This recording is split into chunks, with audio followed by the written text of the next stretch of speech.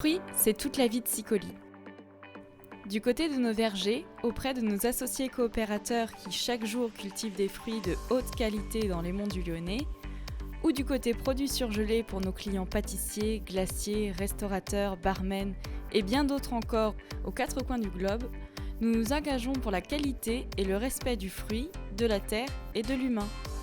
Découvrez à chaque épisode nos produits, nos engagements et notre savoir-faire à travers les yeux d'un invité.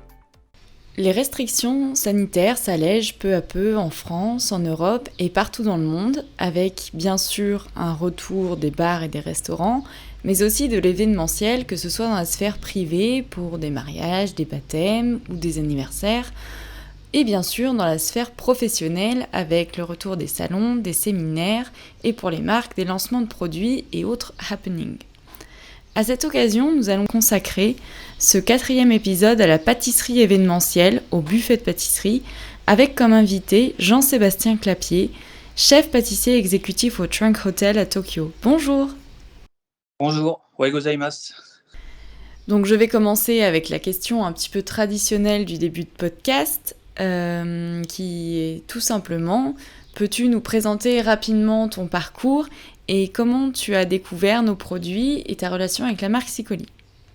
D'accord, en fait, moi, j'ai pas un parcours linéaire en pâtisserie, donc j'ai commencé par des études, donc j'ai une formation classique en mathématiques, donc rien à voir avec la pâtisserie, à part pour calculer les recettes, mais voilà. Et donc, j'ai terminé les études à 23 ans. Après, j'ai travaillé dans des entreprises, surtout dans le secteur bancaire, pour tout ce qui est dans l'organisationnel, pour optimiser les processus. Et puis, à 29 ans, j'en ai eu marre. Donc, j'ai fait une reconversion professionnelle. Voilà. Et donc, je me suis dit, j'aimais bien la pâtisserie depuis tout petit. Je me suis dit, on va essayer de tenter et voir comment ça se passe. Et donc, j'ai fait l'école Le Cordon Bleu à Paris en 2010. Après, j'ai fait un stage chez Fauchon pendant quelques mois. Et puis, en 2011, j'ai intégré l'équipe d'Alain Ducasse à Monaco. Donc, je suis resté 2 ans. Et après, j'ai tenté l'aventure au Japon.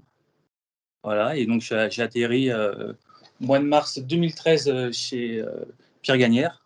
Je suis resté 2 ans et après, je suis monté entre guillemets en gamme. Donc, j'ai monté l'échelle petit à petit, puis je suis arrivé chef pâtissier au Trunk Hotel depuis, là, je suis là depuis 3 ans. Voilà. Et comment tu as découvert nos produits? Et en fait, je travaillais chez Pierre Gagnère et un jour, il nous a ramené de la purée de France, par un partenaire local ici. Et parce qu'il est de Saint-Étienne, il nous a dit il faut utiliser ces produits, ils sont formidables, ils sont bien. Et donc, il est arrivé avec sa petite boîte de 1 kg de noix de coco. Il a dit pour le dessert, vous utilisez ça, d'accord, s'il vous plaît. Et donc, à chaque fois commande des purées de fruits, je commande toujours chez vous. En plus, moi, je suis lyonnais, donc j'ai ma famille qui est juste à côté de Sicoli, donc le village d'à côté. Donc, c'est aussi pour ça que j'utilise les produits Sicoli, aussi parce qu'ils sont bons. Donc en plus du goût, c'est le petit lien à la maison, quoi. Voilà, exactement. Et donc on va passer au thème principal de ce podcast, qui est la pâtisserie événementielle, les buffets. Et pour ceux qui te suivent sur les réseaux sociaux, on voit que tu postes énormément de tes créations pour des buffets, des grands événements. Et la question est, quelle partie de ton travail cette pâtisserie événementielle occupe? Bon, alors, en fait, au Japon, tout ce qui est événementiel, donc les mariages, les banquets, les séminaires, tout se passe à l'hôtel. Donc, il n'y a aucune salle de banquet, de réunion dans une entreprise. Tout se passe à l'hôtel. Donc, moi, ça me prend tout mon temps, en fait. Tout mon temps est consacré à tout ce qui est banquet, séminaire, les mariages. Donc, on fait à peu près 20 mariages par week-end avant le coronavirus. Voilà, donc 10 le samedi, 10 le dimanche. Comme ça, on est bien. Et tous les jours des banquets, des lancements de produits pour des marques. Donc, ouais. Donc, c'est un gros business au Japon. Voilà.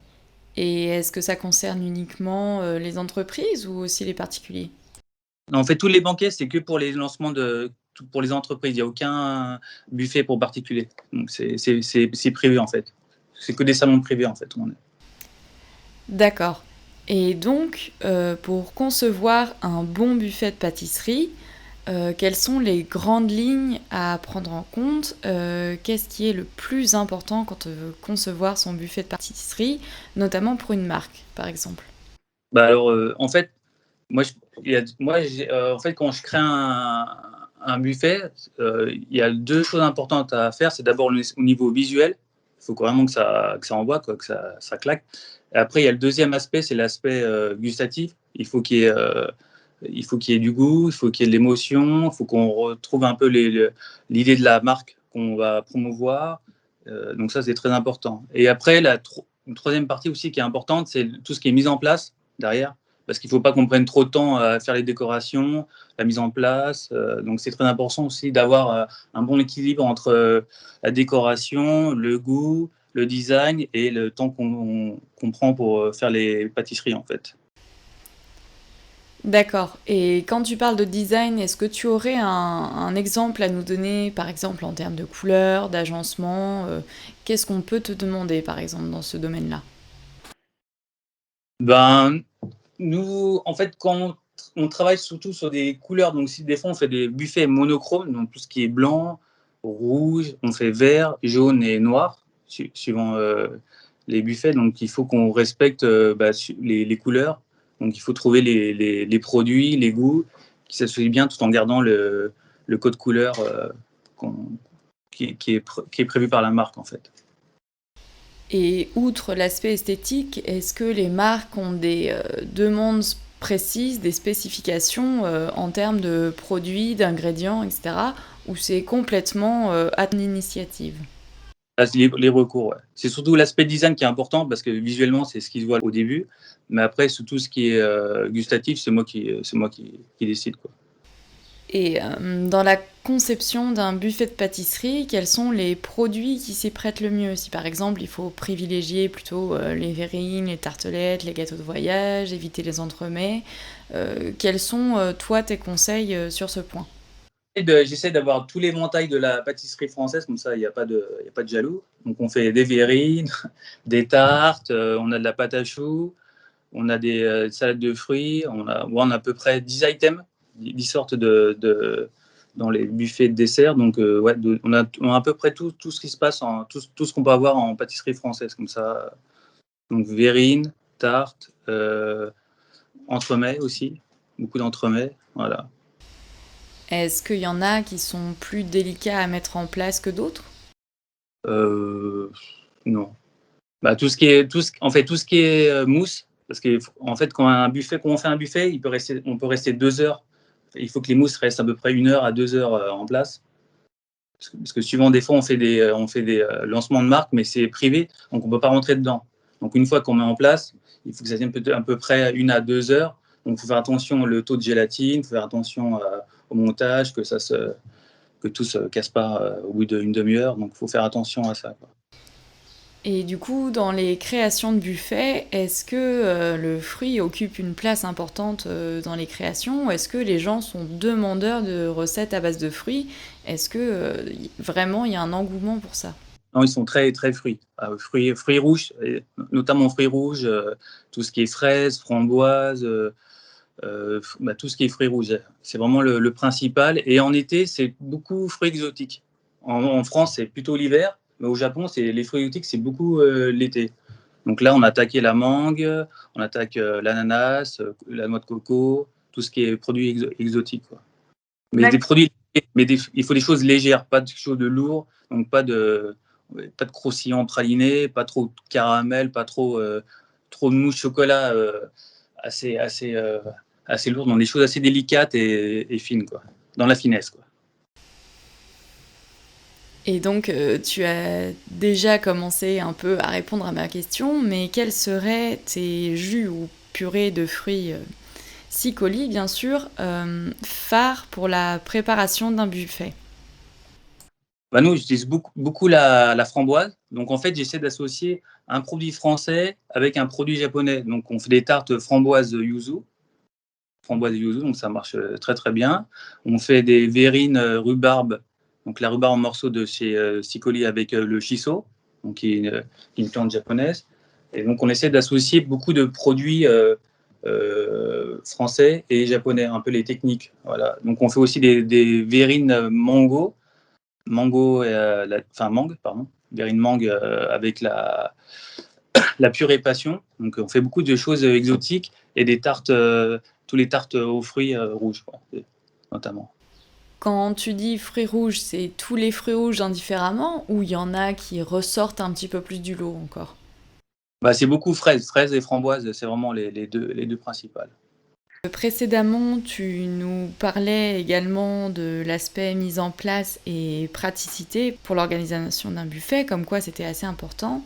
Et du coup, est-ce que c'est intéressant d'utiliser ce qu'on appelle des produits semi-finis?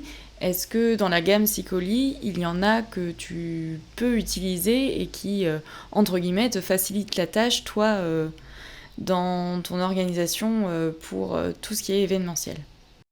Bah, en fait, ouais, c'est très intéressant parce qu'en fait, comme on est sur des volumes assez importants et en fait, quand on utilise les produits Sicoli, donc c'est les inserts, notamment les inserts, bah, on a toujours la même épaisseur, on a toujours le même produit, la même qualité. Donc, tout ce qui est mis en place, on gagne du temps, énormément de temps, parce qu'on est sûr de la qualité du produit. Donc, ça nous évite de perdre du temps à faire des gelées, à faire des montages qui sont assez chronophages. Donc, c'est assez important, quoi. Donc, le gain de temps est assez important, quoi. Et quelque part, je suppose que ça permet aussi de se focaliser un petit peu plus sur l'esthétique qui, comme tu nous l'as déjà dit, est quand même primordial pour tout ce qui est buffet événementiel. Ouais, exactement. Super. Et j'ai pour habitude de finir les podcasts avec un petit quiz. D'accord. Donc c'est très rapide, c'est vraiment des réponses au tac au tac. Et là, ça va porter sur les produits Sicoli et toi. Le premier produit Sicoli que tu aies goûté. Bah, c'est la noix de coco, comme je te disais. Le produit Sicoli qui t'a le plus surpris. C'est la citron broyée. L'association la plus osée que tu aies faite avec un produit Sicoli. Bah, j'ai fait noix de coco avec champignons de Paris. Et c'était un plat salé ou un dessert? Ouais, ça marche bien avec noix de coco, aloe vera et endive. Un fruit Sicoli que tu ne trouverais pas au Japon en produit frais. Bah, abricot. Abricot, j'en ai jamais vu au Japon, frais. La recette dont tu es le plus fier avec les purées Sicoli. C'est l'entremets caprese, donc c'est tomates et fraises que j'avais fait l'année dernière pour Noël. J'ai fait une bûche comme ça et ça avait bien marché au Japon. Et pour finir, c'est pour faire un petit peu un clap de fin, mais aussi un teasing pour toi, le fruit que tu utiliseras dans ta prochaine recette. Le prochain, ça va être la framboise pour Noël. Je suis en train de préparer Noël, donc ce sera une bûche à base de framboise. Parfait, ben on attend avec grande impatience la recette. Et en tout cas, je te remercie d'avoir répondu à toutes nos questions. Pour ceux qui veulent te suivre, alors soit ils peuvent aller directement au Trunk Hotel au Japon, ou ils peuvent te suivre sur Instagram. Et pour retrouver tous nos produits, vous pouvez aller sur notre site internet www.sicoli.fr. Et je vous dis à très bientôt pour un prochain podcast. Merci à tous, au revoir. Au revoir.